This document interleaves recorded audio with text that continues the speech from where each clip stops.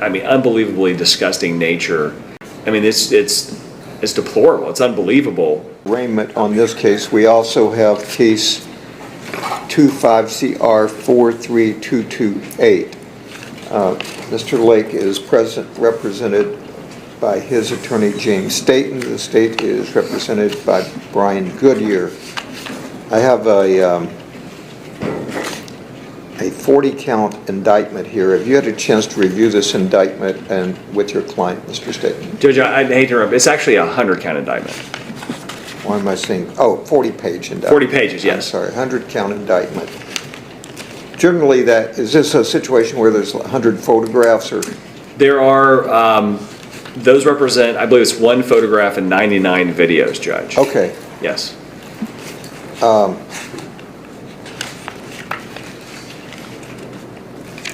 So, do you want this indictment read? No, Your Honor, we'll waive reading. We'll acknowledge receipt of the indictment, waive any defects in its service, including the 24-hour rule. Okay. And we'll respectfully plead not guilty to each count. All right, very well. You want to address bond? I do, Your Honor. My client is currently out on bond on his previous case, his existing case. He's been 100% compliant. All his fees are paid up to date. He did tell me that his best friend of 20 years is here, Mr. Hunt, who's a social worker who's has been responsible for bringing him to all his court appointments. Mr. Lake has made every court appointment, as he has been alleged to do or been required to do. He's been attempting to work as best he can while under the current indictment or the previous indictment. And we would ask the court consider making his currently posted bond a blanket bond for all the charges. Okay. Anything from the state? Your Honor, first of all, obviously, he's now facing a very substantial prison sentence if he's convicted on these charges. Your Honor, I had the unfortunate task of reviewing these items prior to the indictment, so I can tell you personally the unbelievably disgusting nature of the items that were in the defendant's possession. And Judge, this indictment represents probably less than 10% of the items he had, because these came from a cell phone the police took from him. They also have his computer and a separate hard drive found in his house. The officer has not even had the ability to look at the computer yet because of the amount of images and videos on his phone. So this indictment, while it's large, 100 counts, is just a fraction of what he had. And Your Honor, the material we're talking about in these different counts,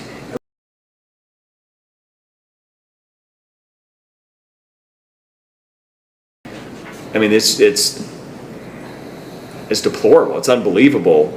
Someone would transfer this into their possession and view it, but I think it just on its own calls out for the fact that this man is a danger to children. And then if you add to that the allegations in the case currently pending, he, just to refresh your recollection if you don't remember, Judge, he was at one time had lived at a certain apartment complex. He had moved out, but he went back to visit that area, and he went to the victim's door. This is a girl that he had become familiar with while he was familiar, I mean to say hello to, while he lived in that apartment building, but it became a person he was fixated on. So he walked up to her door, he knocked on her door, she opened it, he grabbed a hold of her. I think that if you take the allegations in that case and add to that the fact that we now know what he was in possession of in addition to that. And I would also point out, Judge, when you're talking about these charges, the defendant gave a statement to the police where he acknowledges his responsibility for obtaining, transferring, and then possessing all of these images and how he did it. The evidence against him on these 100 felony twos is very strong. So, Judge, we think that just giving a blanket bond and releasing him today would not be appropriate. I would ask the court to set a separate bond in this case of at least $100,000 because of the nature of the material. And frankly, I think a person who would be in possession of material like that and add the other allegations is someone who's a... Okay, thank you. Your Honor, I would take issue with several of the characterizations of the, Has a bond on that case. and he already has a bond on Yeah. that. It's already been heard by the court. On this case, he was the in possessor of, not the creator. He had a number of photographs and videos is what's alleged. But the police knew that, the state knew that. We've been awaiting this indictment for months. And I believe that he came clean with the police and admitted everything and showed them to this material and everything else on the day he was arrested on his prior case. This is nothing new, and this is nothing that's happened since. He had a significant drug problem at the time of all this has happened. Since he's been on supervision, he's testing clean, he's showing up as he's supposed to, he goes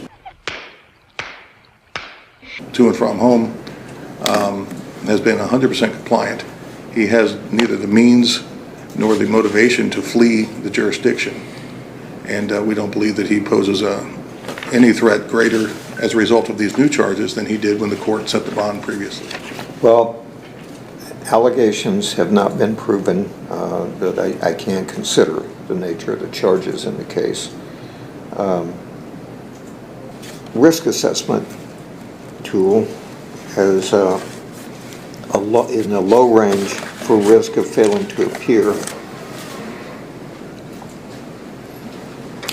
The recommendation is based solely on the nature of the charges, which is fair. I think the prosecutor's recommendation on bond is reasonable, and that's what I'm setting. $100,000 bond, cash surety, or 10%. Is there a victim in the case, Mr. That's present? Judge, there would not be an identified victim that would come in and testify, but certainly there's victims as a part of the process of him obtaining these, but there's not a direct victim. But the other case is on the docket as well. I'm talking about the new indictment. There is a victim in the other case, And yes, sir. do they want to be heard today? She is not present, Judge, but like you said, we're not addressing the bond particularly in that case. Yeah, I know. But she's not present. Okay.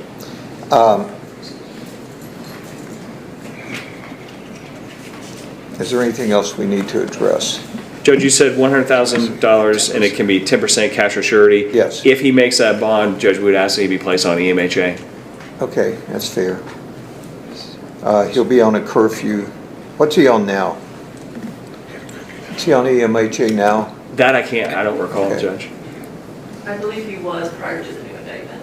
Okay, You did not revoke that bond.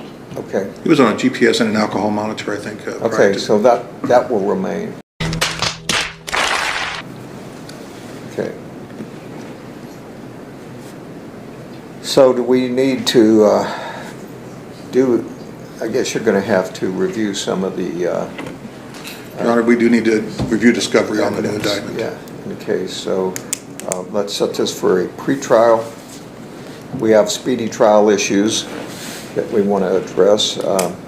If he makes bond, then that time will be extended significantly. If he doesn't, we've got 90 days to get this matter resolved.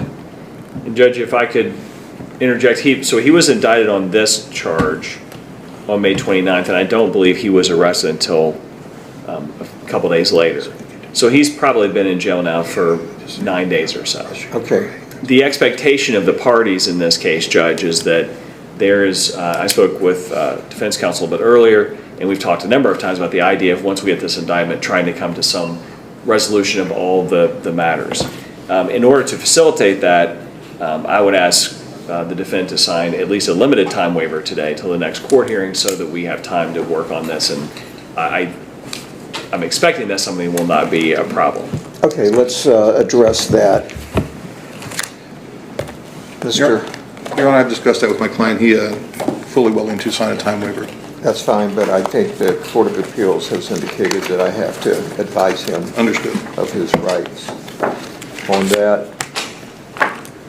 Sir, a person charged with the crime has a right to a speedy trial.